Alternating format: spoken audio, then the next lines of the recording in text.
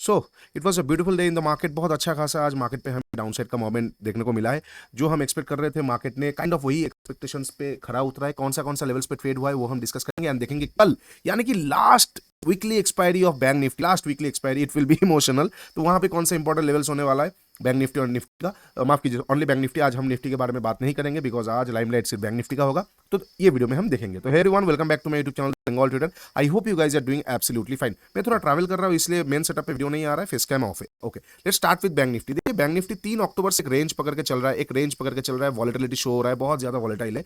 इस रेंज पे मार्केट क्या करता है ना, ब्रेड क्रम्स छोड़ता है। मतलब कुछ भी मार्केट करने जाता है तो मार्केट कहीं ना कहीं कुछ चीजें छोड़ के जाता है पुराने जैसा, मतलब जो हिस्ट्री रिपीट होता है। अब ये कब तक रिपीट होता होगा उसका भी एक डिबेट होता है, बिकॉज जो चीज का क्रिएशन होगा उसका डिस्ट्रक्शन है। बट इंपॉर्टेंट है कि कितना बार रिपीट हो सकता है। जैसे कि हम अगर 3 अक्टूबर का रेंज पे देखते हैं ना, मार्केट पे जब भी ड्रास्टिकल मूवमेंट आया है रेंज पकड़ने के बाद, मार्केट 2-3 दिन में कवर किया है। जैसे कि 7 अक्टूबर को ड्रास्टिकल डाउनसाइड का मूवमेंट आया, जस्ट अ मिनट, 7 अक्टूबर को मार्केट ड्रास्टिकल डाउनसाइड का मूवमेंट आया, 2 दिन में पूरा कवर किया। उसके बाद यहाँ पे अगर हम देखते हैं 17 अक्टूबर को थोड़ा सा मोमेंटम नीचे की तरफ आया, मार्केट कवर कर लिया। यहाँ पे हम अगर देखते हैं 11 अक्टूबर को छोटा मूवमेंट आया, मार्केट कवर कर लिया। फिर ड्रास्टिकल मूवमेंट अगर हम देखते हैं 22 अक्टूबर को मार्केट नीचे के आया, 2 दिन में 50% के ऊपर कवर कर लिया। फिर 25 अक्टूबर को आया, 2 दिन में पूरा कवर कर लिया। फिर यहाँ पे 4 नवंबर को आया, फिर पूरा कवर कर लिया। हालांकि ये थोड़ा न्यूज वाला दिन था, ये 5 नवंबर वाला, ठीक है। उसके बाद क्या हुआ, आज आया है। अब कल को ये कवर करेगा कि नहीं करेगा वो देखने वाला बात होगा, बट बहुत दिन क्या है तो चांसेस है, एक स्लीक चांसेस है कवर करे।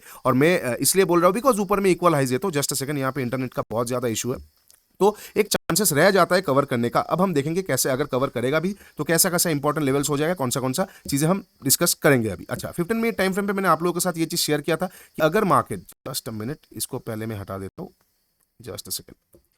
अगर अगर मार्केट, जैसे कि हमने डिस्कस किया था 15 मिनट टाइम फ्रेम पे, मैंने इंस्टाग्राम पे भी ये पोस्ट डाल दिया था कि ट्रेडिशनल लेवल के हिसाब से 52,000 के ऊपर मार्केट अगर निकलना चालू करता है, सस्टेन कर लेता है, तो हमें अपसाइड का अच्छा मोमेंटम देखने को मिला था। अच्छा खासा कैंडल यहाँ पे ऊपर साइड में जाके क्लोज किया, उसके बाद उसके ऊपर निकल नहीं पाया, सस्टेन नहीं कर पाया, तो यहाँ पे मोमेंटम हमें देखने को नहीं मिला। नेक्स्ट टाइम जो लेवल मैंने आप लोगों के साथ शेयर किया था 51,650 से लेकर 550 के बीच में, यहाँ से 250 पॉइंट का हमें अच्छा खासा मोमेंटम मिला। ये आईसी कैंडल था, आईसी से हमें अच्छा खासा डाउन साइड का मोमेंटम मिला। और फिर लास्ट वाला मोमेंटम जो था 51,350 का आजू बाजू से, यहां से मार्केट रिएक्शन तो किया, लेकिन यहां पे साइडवेज हो गया और अप साइड का मोमेंटम हमें देखने को नहीं मिला। तो नहीं मिला, कोई बात नहीं, बट अच्छा खासा डाउन साइड का भी हमें मिला, अप साइड का भी मिला। अगर हम पूरा देखते हैं तो लगभग जो 51,000 का पॉइंट का जो मोमेंटम आज हुआ, उसमें से मिनिमम 350 से 400 पॉइंट इजी एक्सेसिबल था, और अगर कोई ट्रेल करता है तो 500-600 पॉइंट भी मैनेजेबल होता है, ठीक है। अब कल के लिए कैसे प्लान करेंगे, अब कल होगा मंथली वीकली एक्सपायरी का last weekly expiry bank Nifty के लिए, तो नजर सब यहाँ पे बैठा के रखेंगे। बहुत ज्यादा लिक्विडिटी कल हो सकता है और कल थोड़ा वॉलेटिलिटी भी हमें मार्केट शो कर सकता है। अगर हम 1 आवर का चार्ट देखते हैं तो मार्केट ऑब्वियसली एक रेंज पे है, ऊपर में इक्वल हाइज पड़ा हुआ है। ये जो इक्वल हाइज है ना, this is only interesting me in the upside trade.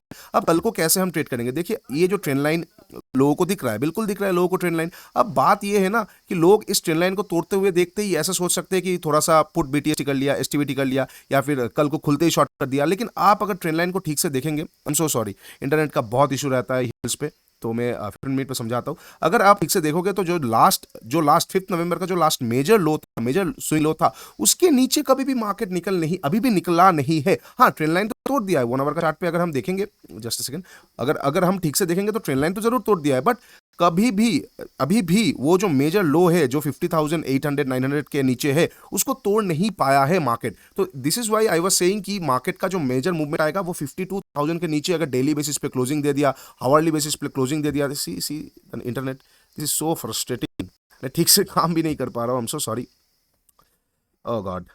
अब तो 15 मिनट वाला भी नहीं, अच्छा चलो खुल गया, इसी से समझा देते हैं, इसी से हम देख लेते हैं। लेवल्स बहुत इंपॉर्टेंट होने वाला है। तो उसके नीचे अभी तक निकला नहीं है, 50,900 के नीचे सस्टेन कर रहा है, मतलब उसके ऊपर ही सस्टेन कर रहा है। तो कल को अगर मार्केट फ्लैट ओपन होता है, फ्लैट ओपन होने के बाद ये जो लेवल है, फ्लैट ओपन होने के बाद ये जो लेवल है, इसके नीचे अगर मार्केट निकलता है, सिर्फ निकलने की बात नहीं आएगा यहाँ पे। अगर हम देखेंगे ना तो मार्केट सीधी वे में आया है ना, जैसे यहाँ पे रुक रहा है, अगर यहाँ पे रुक गया और फिर तोड़ा, तो हम बोल सकते हैं हाँ डाउन साइड का एक मोमेंटम आ सकता है, जो मार्केट को 50,300 तक लेके आ सकता है, और थोड़ा सा लगभग 450-500 पॉइंट का डाउन साइड का मूवमेंट के लिए। लेकिन अगर इसको नहीं तोड़ रहा है और इसको रेस्पेक्ट कर रहा है, तो आप समझ जाइएगा कि मार्केट में जो हम डिस्कस कर रहे थे कि एक ड्रास्टिकल फॉल के बाद एक अपसाइड का मोमेंटम आ सकता है, वो कल के लिए आ सकता है। और मैं इसीलिए आपको बोल रहा हूं, अगर कल को अपसाइड का मोमेंटम आने का चांसेस है तो कोई भी अपसाइड का ट्रेड बनेगा तो वहां पे हम 150-200 पॉइंट लेके बैठेंगे नहीं, वहां पे हम ट्राई करेंगे पूरा मैक्सिमाइज करने का। क्यों मैक्सिमाइज करने का?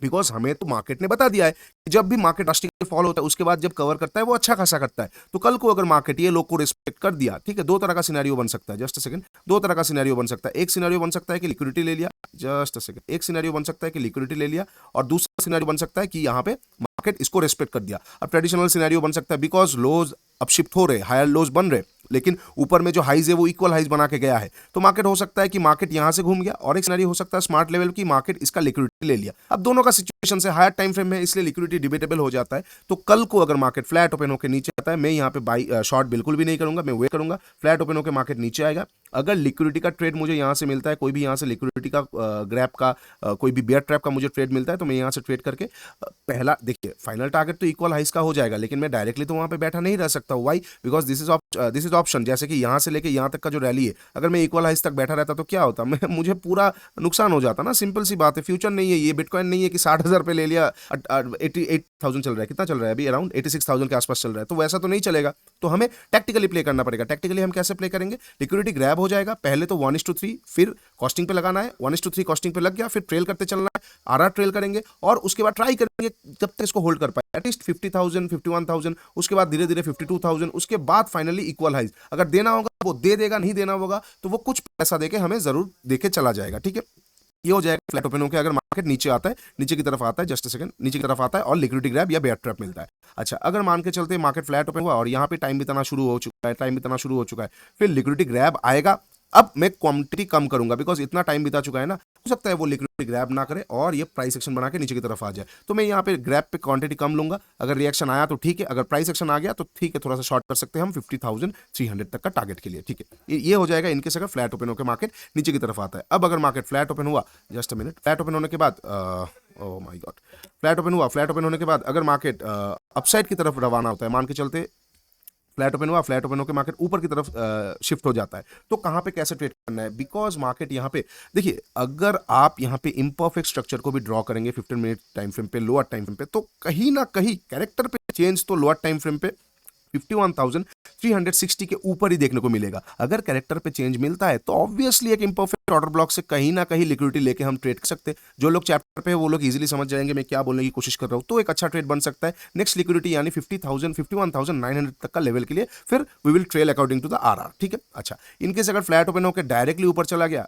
छोटा सा प्राइस एक्शन, अब इंपॉर्टेंट मेजर बहुत मजेदार चीज आ जाएगा। जैसे निफ्टी में अगर आप जाके देखेंगे तो ट्रेंड लाइन के नीचे, ट्रेंड लाइन के ऊपर कोई भी प्राइस एक्शन बना नहीं, तो सेम टू सेम अगर यहाँ पे मार्केट फ्लैट ओपन होता है, बैंक निफ्टी फ्लैट ओपन होके ये ट्रेंड लाइन के अंदर घुस जाता है, जितने भी लोग रिटेल्स ये ट्रेंड लाइन को देखते हुए बीटीएसटी शॉर्ट किए, एसटीबीटी शॉर्ट किए, बहुत सारा चीजें की, अगर मार्केट यही ट्रेंड लाइन के ऊपर जाके मार्केट घुस जाता है और फिर यहाँ पे एक प्राइस एक्शन आ जाता है, तो it will be a beautiful trade जहां पे ह्यूज शॉर्ट कवर हमें देखने को मिल सकता है, कम से कम 52,000 मतलब इक्वल हाइस तक के लिए। तो मैं एक बार जरूर ट्रेड करना पसंद करूंगा बिकॉज इस तरह का सिनेरियोज ना बहुत कम देखने को मिलेगा। अगर मिल जाता है of course I am gonna trade, और यहाँ पे एक काइंड ऑफ इस तरह का एक ट्रेंड लाइन भी हमें जाता हुआ देखने को मिलेगा। पहला टारगेट इसको हम रख लेंगे, उसके बाद अगर प्राइस एक्शन बनता रहेगा तो मैं उसको खींचता मतलब कैरी करता हुआ करने की कोशिश करूंगा। ठीक है, ये हो जाएगा फ्लैट ओपनों के ऊपर और फ्लैट ओपनों के नीचे का। मैं बार बार बता रहा हूं, फ्लैट ओपनों के ऊपर में दो सिनेरियोज बन सकता है, एक हो सकता है स्मार्ट लेवल और एक हो सकता है कि ट्रेडिशनल लेवल बन गया कि तो ऊपर थोड़ा सा ज्यादा चला गया और फिर यहां पे प्राइस एक्शन बन गया। ये सिनेरियो बहुत इंटरेस्टिंग होगा।